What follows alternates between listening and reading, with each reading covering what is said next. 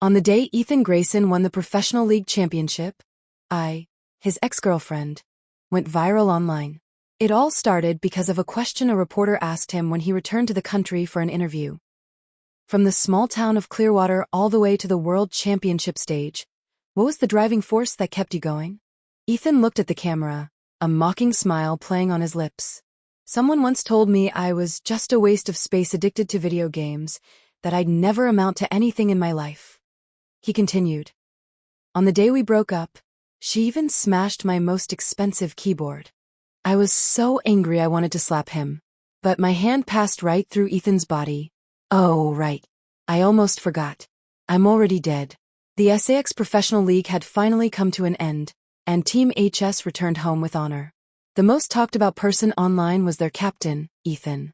He walked at the back of the group. His height of 6'1" made him stand out, and combined with his chiseled, world-weary face, he looked incredibly cool and handsome.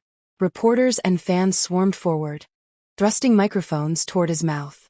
Ethan, there are rumors that you were sent to a behavioral correction facility when you were 18. Is that true? After experiencing something like that, what was your motivation to stand back up?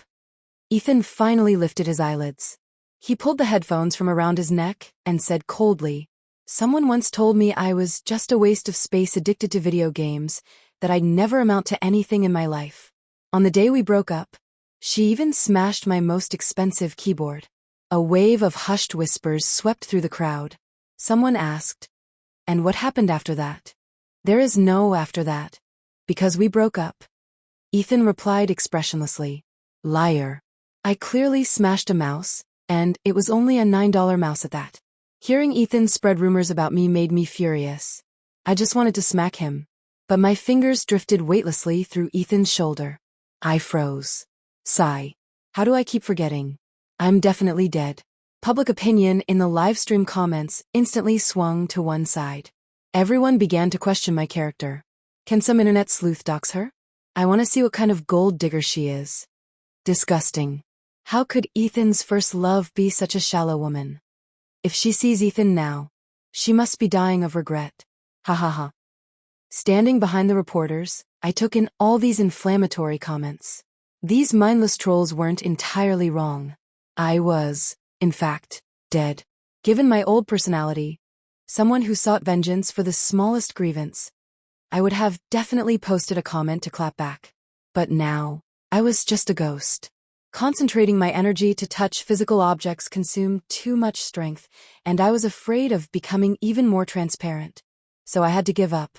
I simply followed behind Ethan as he entered the hotel. Inside the private room, the club had already prepared a celebration party. Aside from the owner and the coach, there was a very familiar face. Vivian Dunn. My best friend when I was alive. She was also the only person who regularly visited my grave to offer flowers. Although she hadn't come much this year. I missed her so much. Vivian, it's me. It's your Clara. I floated happily toward her, intending to give her a big hug. Vivian looked up, her eyes wide with surprise as she seemingly looked right at me, rising to run in my direction. My heart pounded. For a split second, I actually thought she could see me, just like I was still alive. But Vivian passed right through my body. I turned around, dazed. Congratulations, Ethan. I'm so happy for you. Vivian said. After such a long flight, you must be exhausted, right? She stopped in front of Ethan. Standing on her tiptoes, she shoved a huge bouquet of flowers into his arms. Her smiling eyes were sparkling. It was a look I knew all too well. That same look of adoration had appeared in my own eyes when I was 18. Whoa. Are you guys a thing now? Should we call you the assistant coach, or the captain's wife? Watch your mouth. Captain's wife, obviously. Seeing Vivian blush, everyone started teasing and cheering. So, Ethan and Vivian were together now. The scene before me happened so suddenly that I was caught off guard. For some reason, I remembered what the female ghost from the grave next to mine told me after she heard her husband had remarried. She had cried and said, Clara, time flows for the living. We are the only ones stuck in place. Actually, after a person dies, they can choose to move on or become a ghost. But souls like mine, burdened with too deep an obsession, are often unwilling to reincarnate. Ethan was the reason I stayed. I always worried about him, unable to completely let go.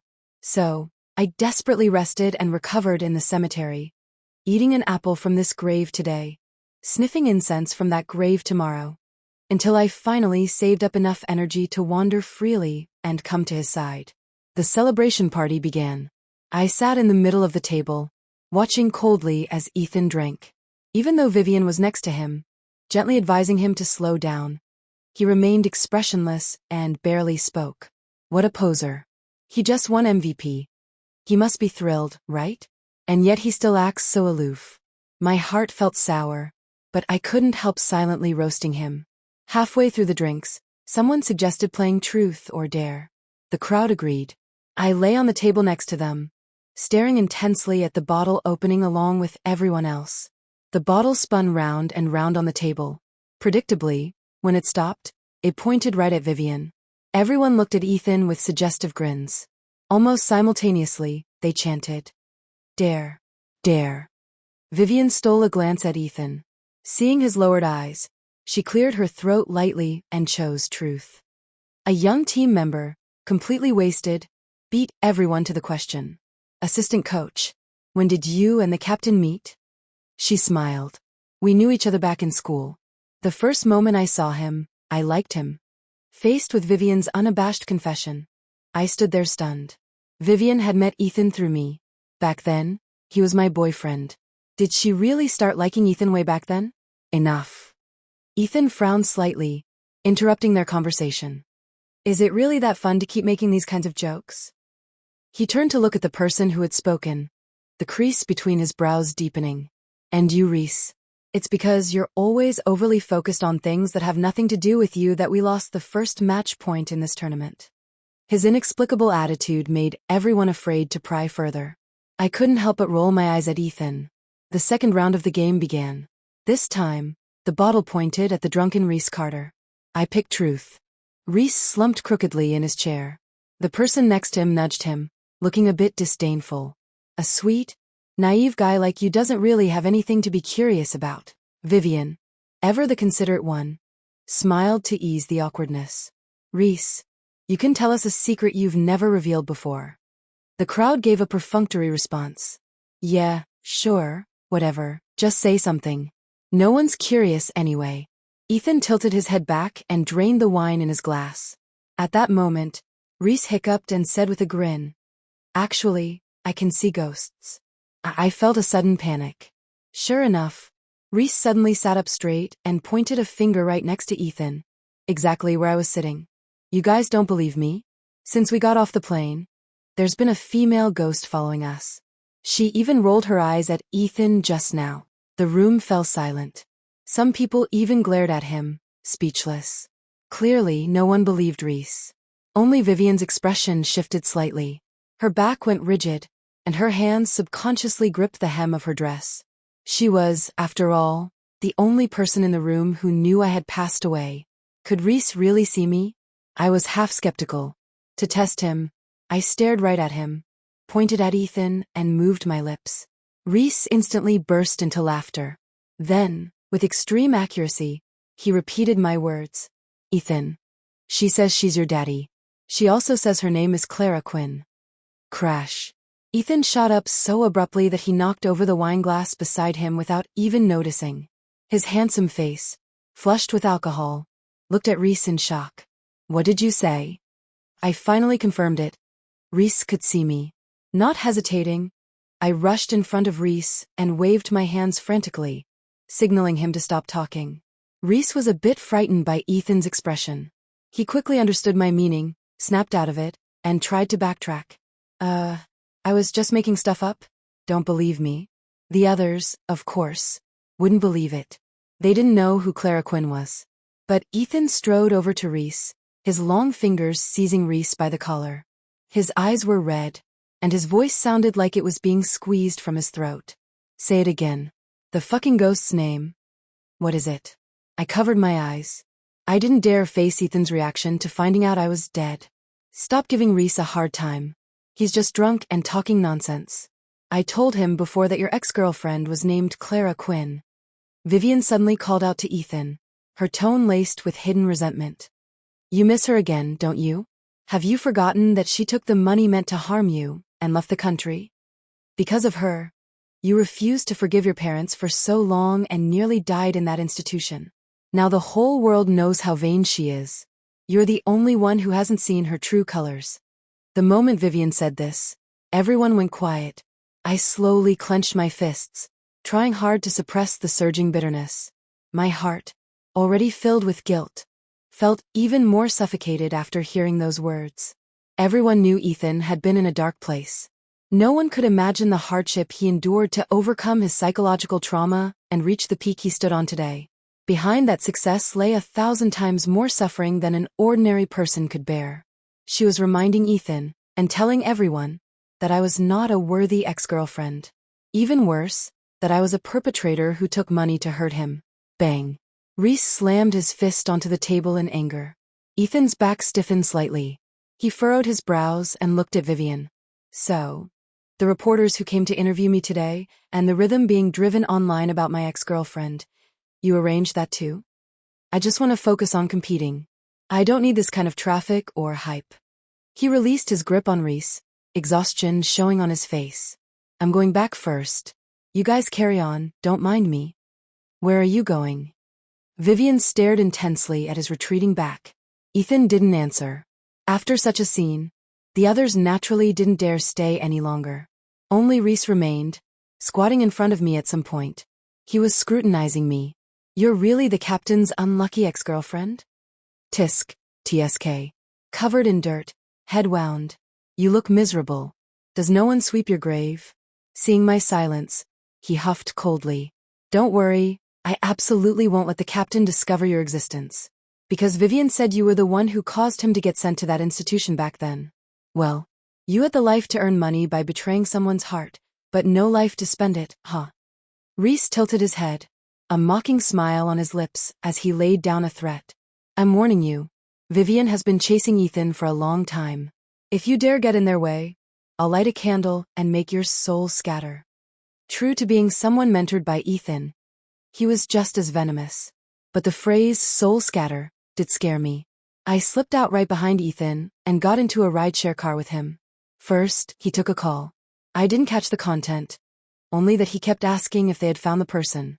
But soon, the other party denied it. I didn't need to think to know. With Ethan's scatterbrained personality, he must have left something at the airport.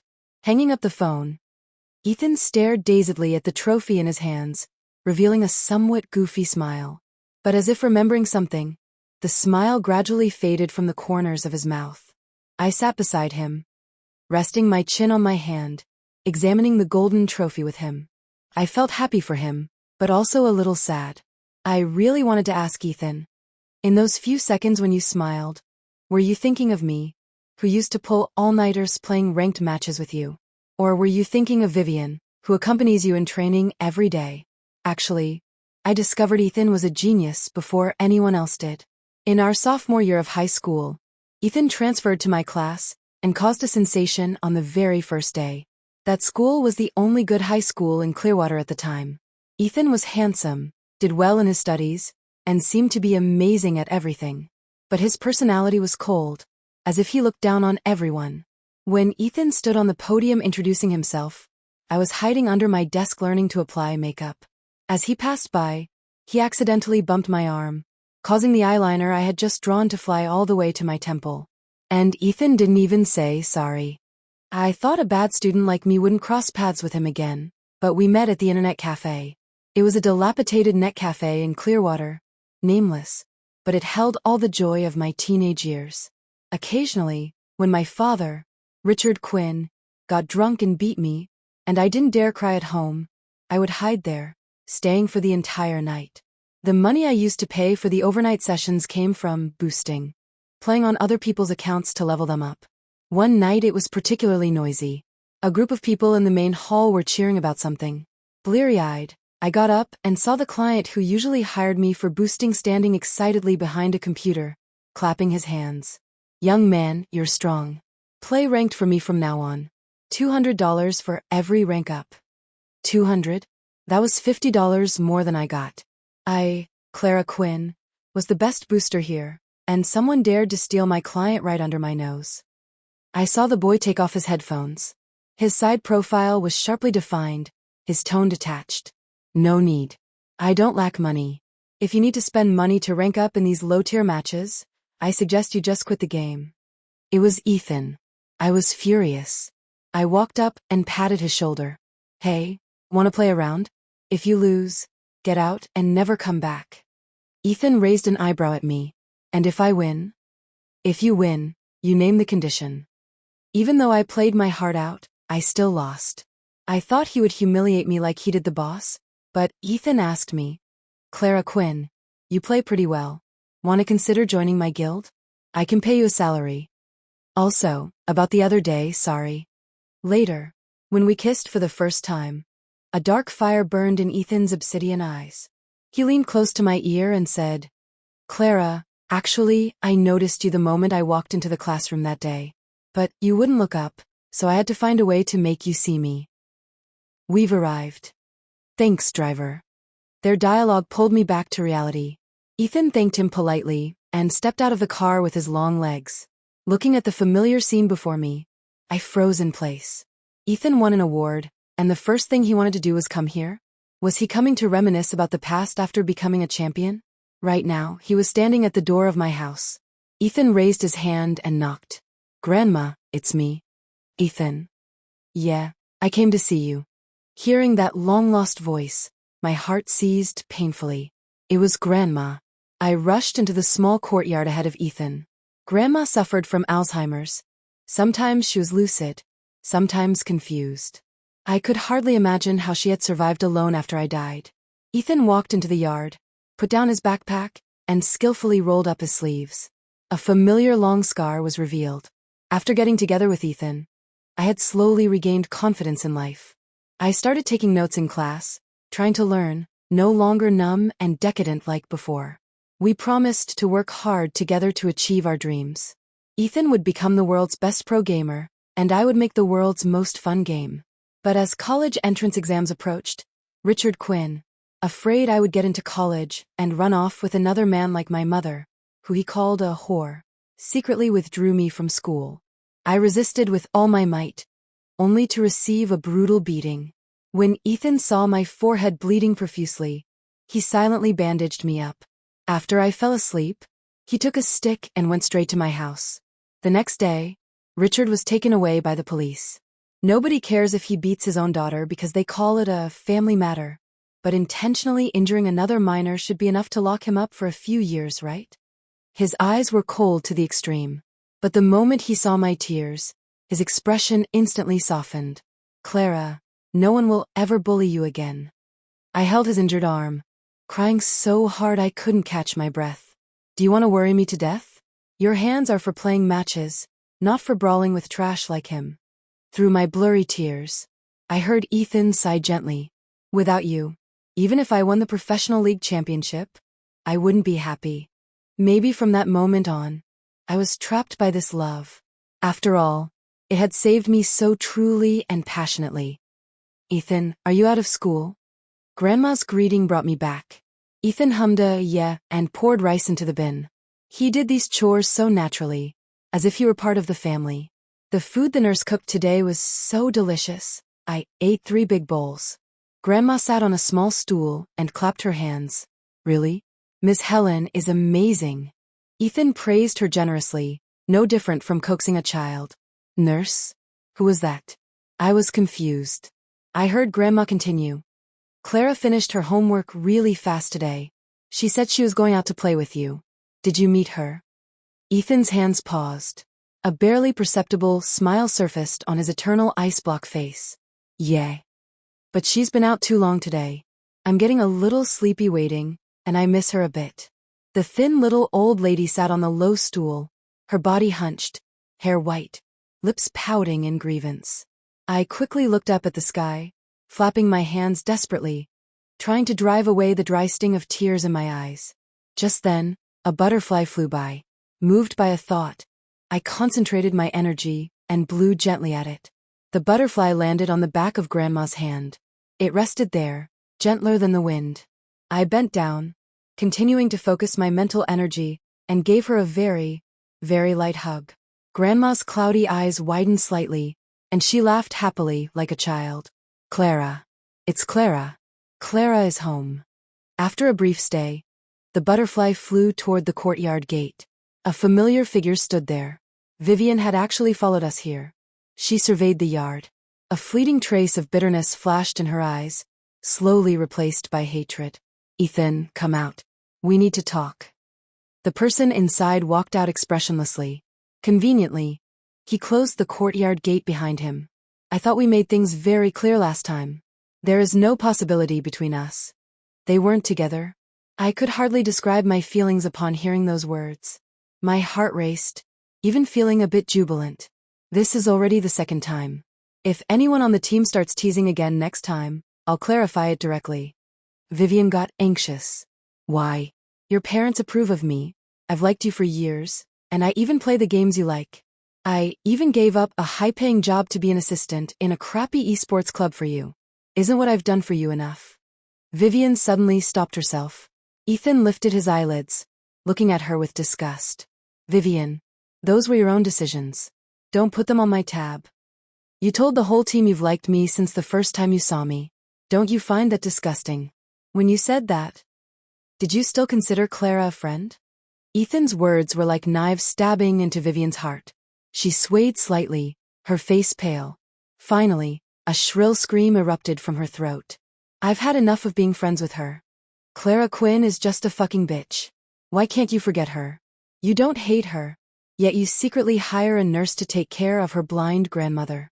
Ethan, doesn't acting like a saint make you sick? I listened to those piercing words in a daze. I thought I wouldn't care, but a dull pain still throbbed in my chest. So Vivian had always thought of me this way. But we used to be sisters who shared secrets and wore matching dresses. When did she suddenly change? Vivian's words also indirectly confirmed my suspicion. The nurse was hired by Ethan. He had been using such a clumsy method to take care of Grandma for me. Ethan's eyes grew darker, especially when he heard Vivian mention my name. He grabbed her shoulders tightly, pinning her against the wall. The long scar on his forearm bulged along with his veins as he warned in a low voice. Clara isn't a stranger. Even if she really needed that money, she would have told me the reason clearly. I trust her. I never blamed her for what happened back then. Saying that in the interview was just a gamble, hoping to provoke her into showing herself. She wouldn't contact me, so I could only try this to find her.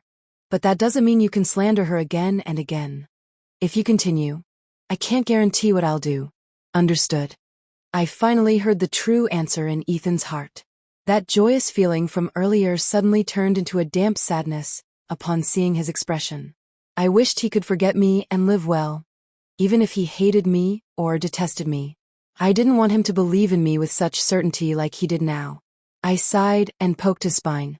Sorry, Ethan. I was wrong to blame you before. You're lying. Our Clara isn't a bitch. Whose child are you, talking like that? Grandma briefly regained her sanity and stumbled out. She waved her cane to chase the person away, her eyes red with anger. That child likes Ethan the most. She would absolutely never do such a thing. Get out. Go. Our home doesn't welcome you. Her cane eventually hit Vivian. Vivian cried out in pain and actually shoved her back. Get away. Old hag. Hurry up and go down to keep your granddaughter company. Grandma. I was frantic.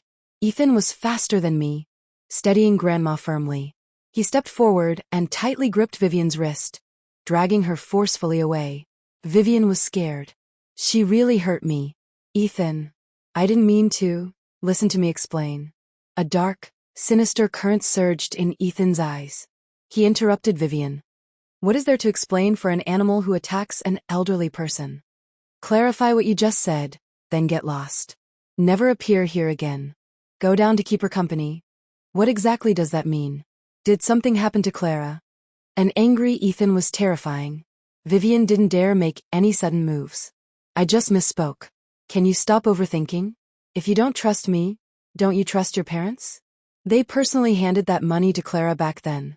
But those two key words she used actually woke Ethan up. He moved his lips with difficulty, muttering to himself, Right. Clara won't be in trouble. She must still be throwing a tantrum at me. I watched Ethan knitting his brows, looking like a little old man. I reached out, wanting to smooth the crease between his brows.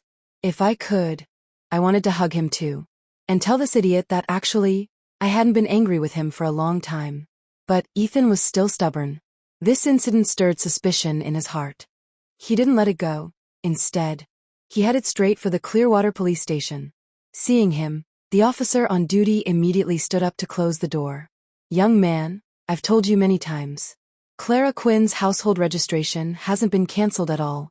Apart from you, no one has come to report a missing person. You young couples breaking up shouldn't be bothering me. The Westbrook Academy case was closed long ago. So many victims have been released. Why are you the only one stuck in the past, unwilling to start a new life? It seemed Ethan had annoyed the officer long ago, but he stubbornly held onto the door, refusing to let go. Ethan braced his hands on his knees, gasping for breath. Officer, I'm begging you.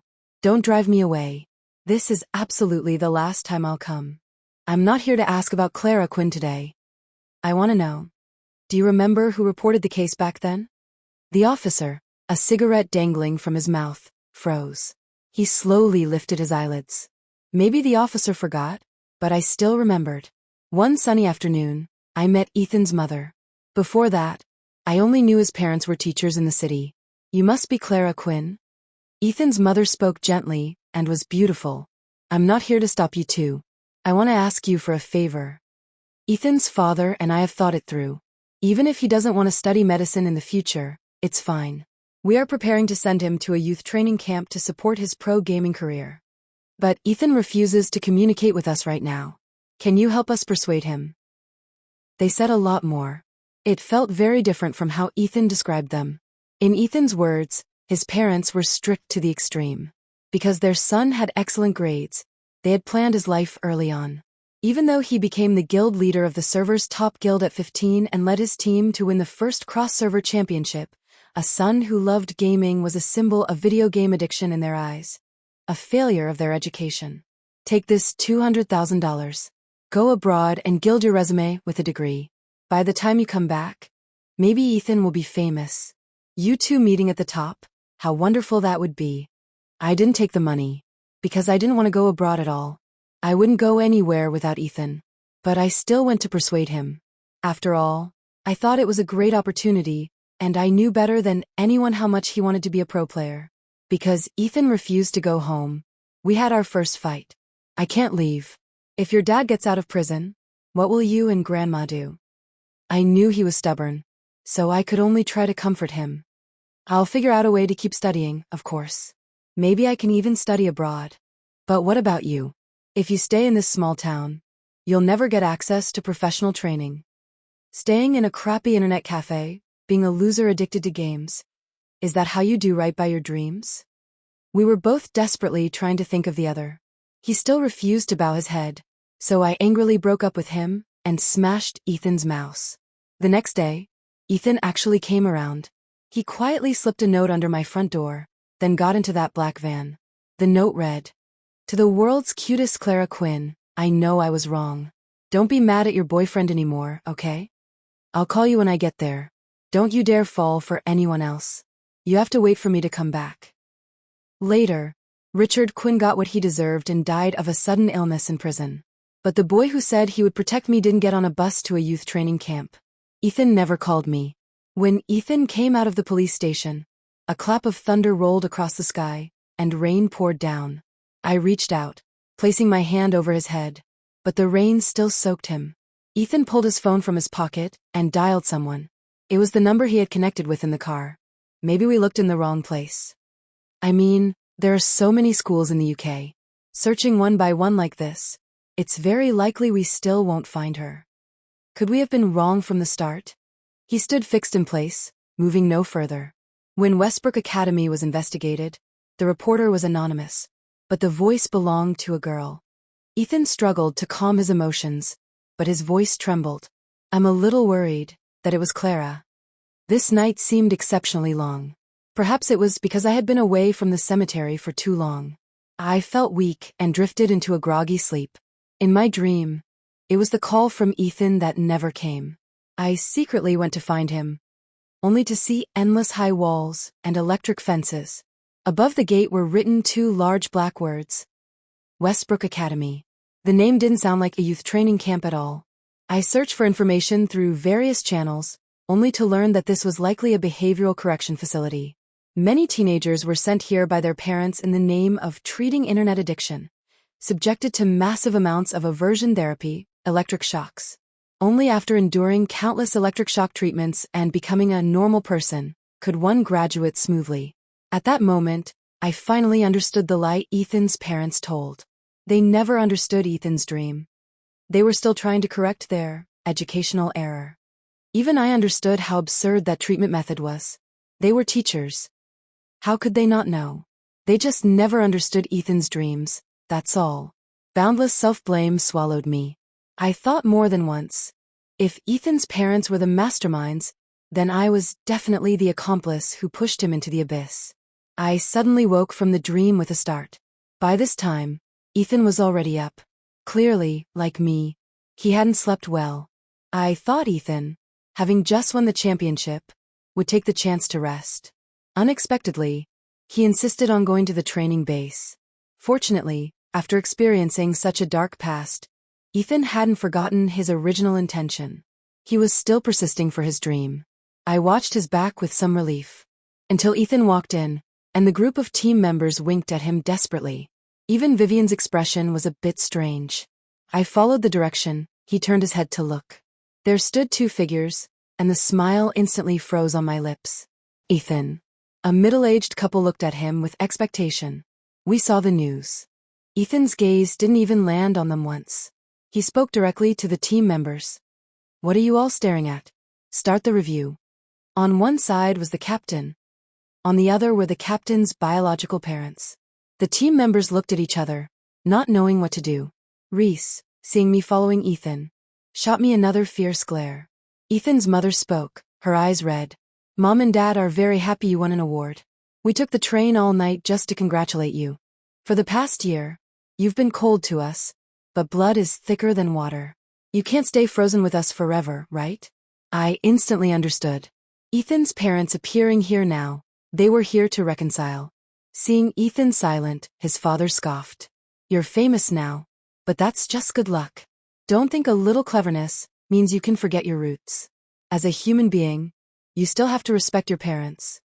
Everyone was dumbfounded. They thought it would be a heartwarming family reunion, but the atmosphere was dagger-drawn. Ethan only found his words laughable. I recall we already severed ties.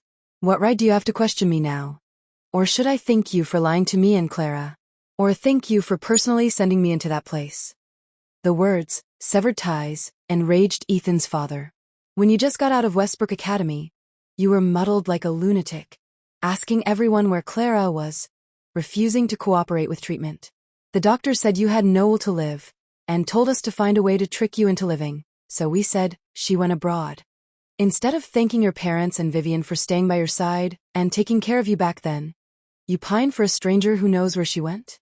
Ethan, are you even human? Uncle, I beg you, stop talking. Vivian rushed up like a madwoman. But it was too late. The room was so quiet you could hear a pin drop. Reese's face turned bright red as he looked at me in shock and guilt. This was the original truth of the matter. I lowered my head, tightly gripping the hem of my shirt. I didn't want to recall that past. Ethan looked up in disbelief, something gently shattering in his eyes. It seemed even the strength to be angry had been drained from him. Dad, actually, when I was first tied to the chair, I would get shocked until I became incontinent. It hurt so much back then. I couldn't help but call out for you guys. But they said, stop screaming. Your parents are the ones who sent you here. Occasionally, I feel that Ethan and I are no different from those cliched teen novels. Boy and girl like each other, stand hand in hand, and think they can withstand all the malice from their dysfunctional families. We just lacked a bit of luck. Just as we saw the light, we were separated. Reese, eyes red, choked up as he apologized to me. He slapped himself while saying, "Boo-hoo. Clara, I'm just a moron. I really didn't know things were like this between you guys. I'm sorry. I really deserve to die. How can I get you to forgive me?" Should I let you possess me so you can chat with Ethan? Me. But I don't want Ethan to discover my existence. Don't tell him. Okay. I promise to keep it a secret. Liar is a puppy. Since you feel you deserve to die, why don't you do me another favor? I looked down at my increasingly transparent fingers. My time didn't seem to be much longer. Reese pestered Ethan, insisting on going to that dilapidated internet cafe in Clearwater. He said he wanted to see the place where the great god rose to power. This net cafe was long outdated. The machines were laggy.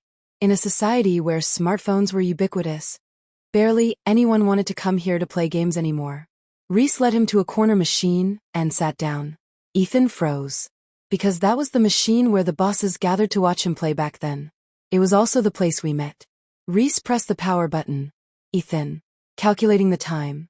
Assistant coach, Vivian, has been taken away for almost 3 days. Clara's case should be about resolved, right? He frowned.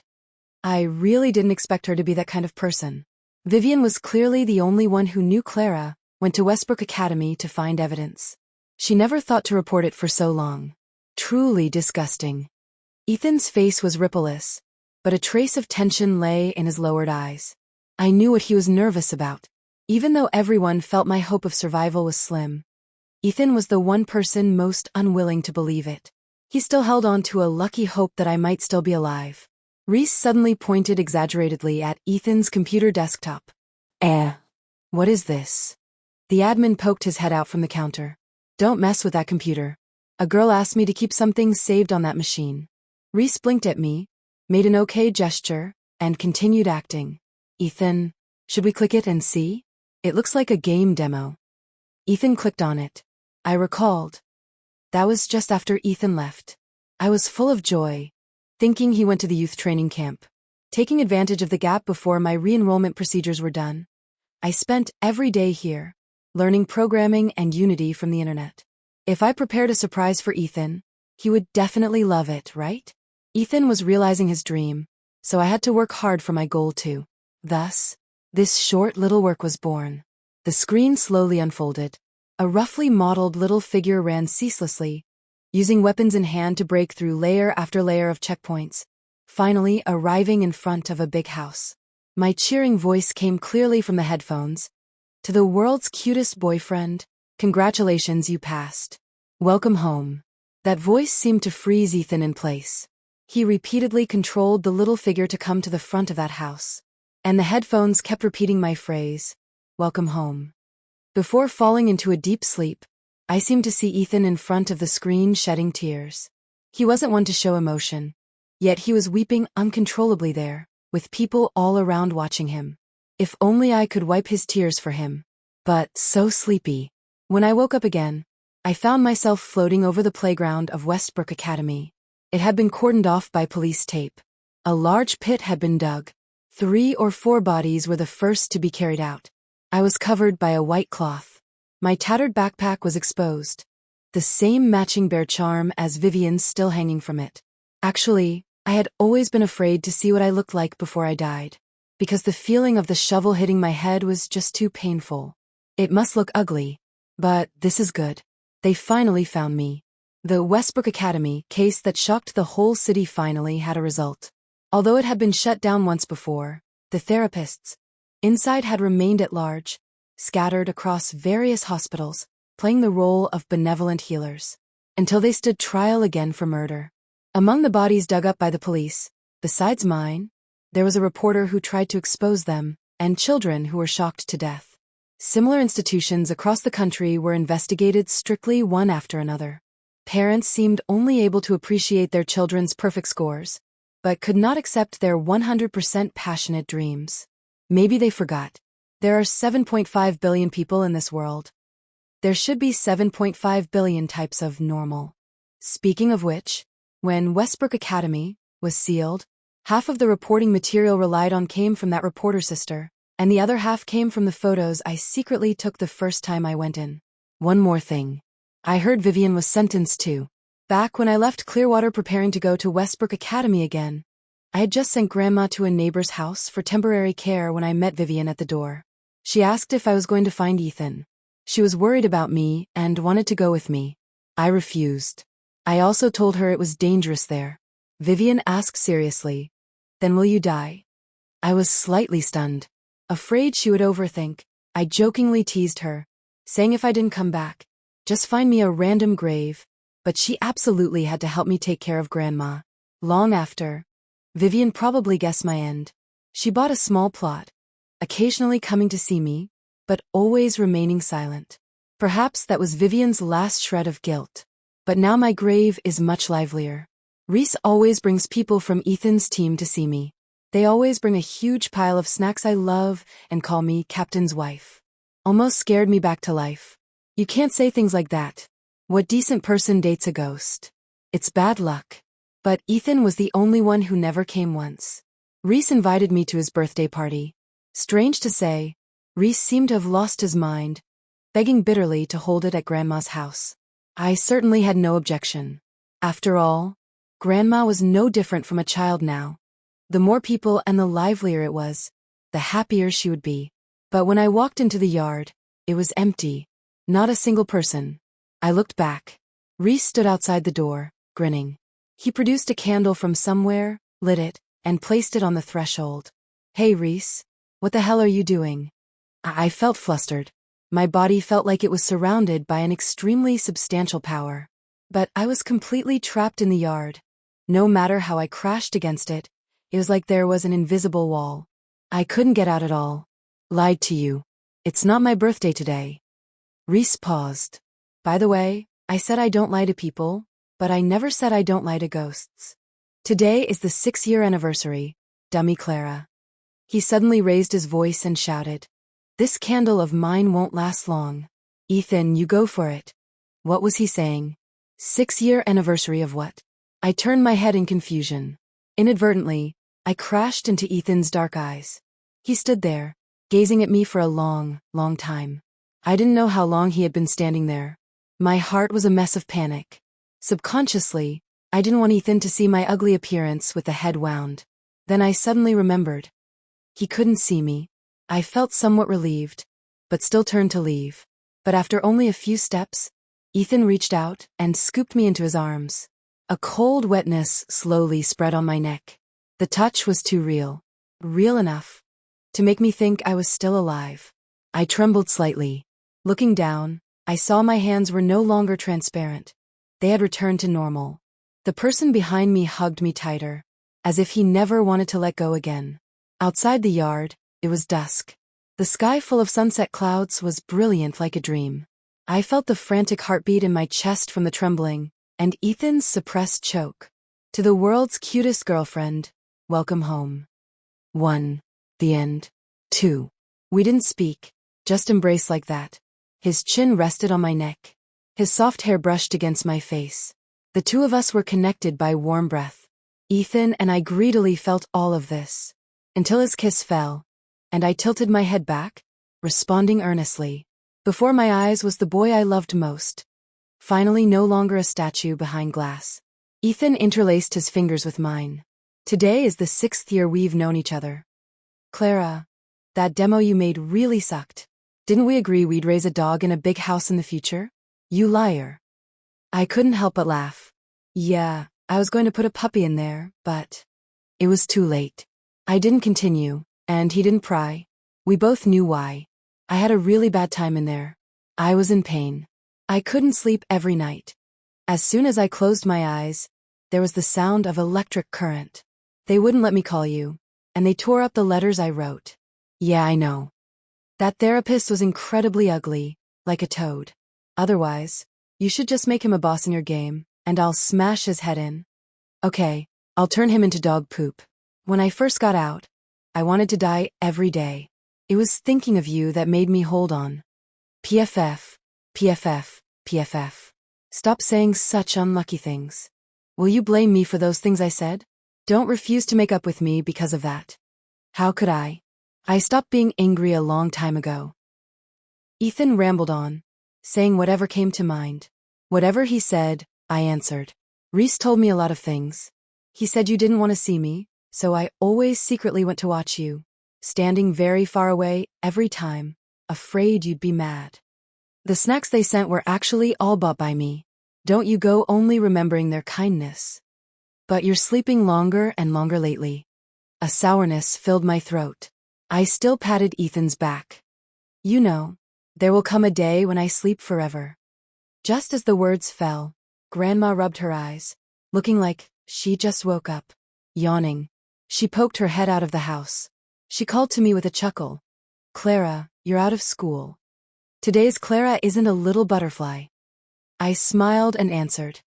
In the future, I'll become a little flower by the roadside, the wind blowing in your face, and the stars in the sky, playing with you every day.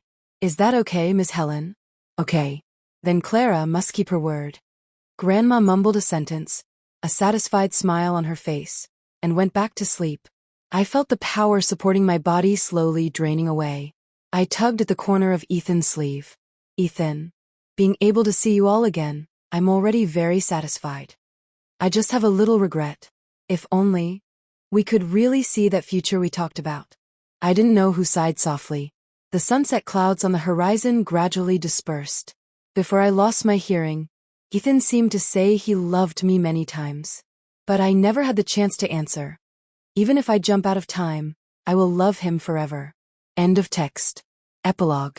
When Ethan first arrived in Clearwater, he particularly rejected the place. Apart from green water and green mountains, it was just more green water and green mountains. Most importantly, he had been exiled here by his parents. Although Ethan's grades never fell out of the top 3 in his class, he was still not allowed to have his own hobbies. The stray cat he picked up as a child was thrown away because it would affect his studies. When he grew up, liking video games got him scolded. The reason being it would cause nearsightedness and affect his studies. It seemed that from the moment he was born, his destiny had been strictly planned. He didn't need to be himself, what he liked didn't matter. He just needed to be the person his parents hoped for, and that was enough. Following a fierce conflict, Ethan's parents chose to send him to a relative's house in the countryside, hoping that a place without the internet would allow him to focus on studying. Ethan met Clara during that time. Actually, he had been to that internet cafe a few times before school started. Every time, he would see a girl. She always wore a loose, long-sleeved shirt. When she put on headphones, her chin always looked pointy, as if she were somewhat malnourished. Only those round eyes were crystal clear. Every time she looked at him, it made his heart skip a beat. However, that girl looked cute, but she was more ruthless than anyone when killing in the game. She had skills that didn't match her appearance. It was hard not to notice her. She had many clients in that net cafe. Ethan could sense that the girl named Clara relied on boosting clients to make money. He simply watched Clara play a few times and remembered her deeply. On the first day of school, Ethan saw Clara at a glance. But during self-introductions, she didn't look at him. At that time, there was a trace of imperceptible annoyance in Ethan's heart. He even doubted himself a little. Did she not discover him when they were at the internet cafe? So Ethan made a spur-of-the-moment decision. When passing Clara, he deliberately slowed down and bumped her lightly. Unexpectedly, that one move caused a complete disaster. Clara was putting on makeup. That eyeliner flew out like a parabola. She widened her eyes, looking at him in shock. Even worse, Clara got criticized by the teacher because of this incident. Ethan hadn't chased a girl before, but even he knew he had screwed up this time. Clara must think he was a psycho. But perhaps heaven knew he had lost too much in his childhood. This time, fate pushed Clara to his side. Clara mistakenly thought he was trying to steal her clients and actively proposed a PK. How wide did the corners of Ethan's mouth curve at that time? He was conflicted, not knowing if he should go easy on her, but he felt Clara definitely wouldn't want the latter. She loved games just like him. Hoping for a fair match in the esports arena was respect for both the opponent and oneself. The result was not unexpected. Clara lost. But the happiest thing was having a connection with Clara because of this. After getting familiar, they found the games they liked were mostly similar. They had endless topics to talk about, and their temperaments were surprisingly compatible. Clara had a fiery temper, spoke straight from the shoulder, and liked to wear all her emotions on her face. He, on the other hand, had a cold and distant personality, always wearing a sour face. Ethan liked Clara orbiting him like a little sun. Even her chatter was exceptionally pleasant to hear. Only then would he feel that he had seized these vivid moments in life, and that he wasn't living entirely for others. So he confessed. After getting together, Ethan learned how hard Clara's life was. She didn't wear skirts not because she didn't like them, but to cover the marks of her father's beatings with long sleeves. Ethan thought, I must treat Clara very, very well in this life, so she won't cry anymore. So much so that when he was locked in Westbrook Academy, Ethan survived by relying on these thoughts. He hadn't made up with Clara yet, nor had he fulfilled the agreement to become an amazing pro player. He couldn't fall here. But when he first left Westbrook Academy, Ethan still broke down. He couldn't walk out of the dark nights trapped inside. He had to take a lot of medicine and see a psychologist every week. What depressed Ethan the most was that Clara didn't come to see him. She was the person he wanted to see most after getting out. However, he soon received news about Clara. She seemed to have taken his parents' money and gone abroad to study. Ethan breathed a sigh of relief. His first thought was, it's just studying abroad. There will be a day she comes back. Holding on to this thought, Ethan began to pull himself together. He actively cooperated with treatment, ate a lot of food, and wrote many emails to Clara's inbox. Ethan worked hard to fight the nightmares, finally walked out of his psychological shadow, got his wish to play in matches, and embarked on the path of a professional player. As time went on, Clara's failure to show up made him gradually lose his composure. Did she hate him that much? After returning to Clearwater, he learned that Clara hadn't come back even once, and even Grandma had been boarding at a neighbor's house. It wasn't that he hadn't been suspicious. Ethan went to the police station. You haven't seen her for over a year. What evidence do you have that she's missing? Rather than just not wanting to see you. The other party's incredibly sarcastic remark indirectly rejected him. Privately, Ethan didn't think anything would happen to Clara. Or rather, he was unwilling to think in that direction. Ethan could only place a missing person commission in the UK, helping him search those schools for a girl named Clara Quinn. That guy was very enthusiastic.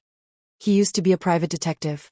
He had also kindly reminded him, I've never seen a missing person request with so little information. Actually, when a person doesn't want to be found by you, digging 3 feet into the ground is useless. Is it possible she just wants to start a new life? Just thinking about this answer nearly drove Ethan crazy. This possibility tortured him until he came up with a method that might be more effective. During the interview, he deliberately expressed his dissatisfaction with her, even intentionally misstating the item Clara smashed during their argument back then. Ethan wanted to provoke Clara. After all, with her temper, if she saw him holding a grudge like this while winning an award, she would definitely come to curse him out. But Clara didn't. It was like a pool of dead water.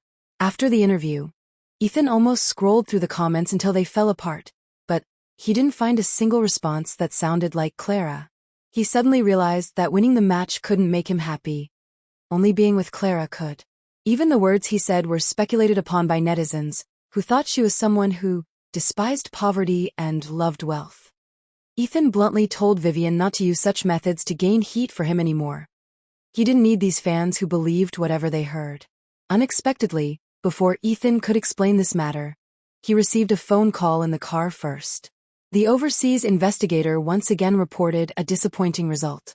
And Vivian's unreasonable behavior finally forced Ethan to face a question squarely. Was Clara really in trouble? If she never came to find him, was it because she was no longer in this world? A chill instantly crawled up his spine. After he left back then, could Clara have come to Westbrook Academy to find him? All thoughts connected together. In a flash, an incredibly unbelievable and absurd notion surged in Ethan's mind. If Clara had come to find him, that meant she knew what kind of hell that place was. With her personality, she would definitely blame herself heavily, then think of every way to pull him out. So, what would be the price of pulling him out? Ethan didn't dare think further, but ran directly to the police station to confirm. The officer on duty told him the person who reported Westbrook Academy under her real name was a female reporter. And the other person who reported anonymously seemed to be a girl. That girl's accent was exactly that of a Clearwater local. Perhaps he should thank his cold and ruthless parents. They personally overturned their past lies. Clara hadn't gone abroad at all. The puzzle was finally pieced together. This time, Ethan didn't call the police in Clearwater, but in the city where Westbrook Academy was located. His case quickly attracted the attention of the local police. Under their active investigation, the truth came to light. It turned out that after Clara discovered Ethan was locked in Westbrook Academy, she tried every way to contact the reporter sister who had previously exposed them. The two decided to go to Westbrook Academy again, but they never came back. For the sake of justice, they were buried deep in the mud of the playground. Only then did he know how brave Clara was. Vivian cried and apologized to him. What use was an apology? Clara couldn't come back. Later, when he saw the body covered with a white cloth with his own eyes, Ethan felt a dizzying sensation of impending death. He sat outside the morgue and suddenly wailed like a child. But no one was there to wipe his tears anymore.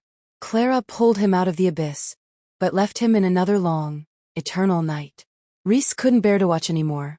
He said to him, "Ethan, if I told you I can see Clara, would you be afraid?" Afraid? He missed her so much he was going crazy. How could he be afraid? So Reese thought of a way. He went to great lengths to find a medium to get a magic candle, and Ethan needed to cut himself with a shard of crystal to see Clara as a spirit. Ethan did everything as instructed, but the first time he saw Clara from afar in the cemetery, he still froze in place. When she smiled, she was as vivid as if she were alive, but the hideous bloodstains all over her head nearly shattered him. Ethan clenched his fists tightly, trying his utmost to suppress the urge to rush forward and hug her. How much pain must she be in? Buried under the earth for so long without anyone noticing. How cold must she be? Ethan's chest hurt as if it were about to crack. The law had indeed punished the wicked, but it could never bring back his most beloved girl. Reese found a way for them to meet one last time. Strange to say, Grandma seemed to sense something. Early that morning, she changed into new floral clothes. While combing her hair in the mirror, she smiled and said, "If Clara is out of school, I have to go pick her up." 2 years later, Ethan saw Clara again. After seeing her, the wild joy receded, and a deeper fear welled up in his heart. He simply couldn't imagine life without her. Later, Clara completely disappeared from his life. Ethan held a press conference, openly telling their story to everyone. "The reason I have the courage to stand here is all because of Clara. I also sincerely wish every friend who likes me well. I hope everyone can meet the person most compatible with them in life, and then be happy forever. Don't be full of regret like him." Ethan didn't give up his dream of being a pro player. He took care of Grandma Helen alone, played until he retired at 28, and became an outstanding coach. It was just that after every match, he wouldn't attend any celebration parties. Instead, he would lock himself in his room, playing a short, rough game demo alone on repeat. No one knew why. After Grandma Helen passed away, Ethan also resigned from his job. He returned to Clearwater at the age of 31. That same year, Ethan was found sleeping quietly in that small courtyard, never to wake up again. He must have had a good dream. In the dream, a girl named Clara came to hold his hand, and they ran side by side toward a brilliant, grand life in the next world. Epilogue end.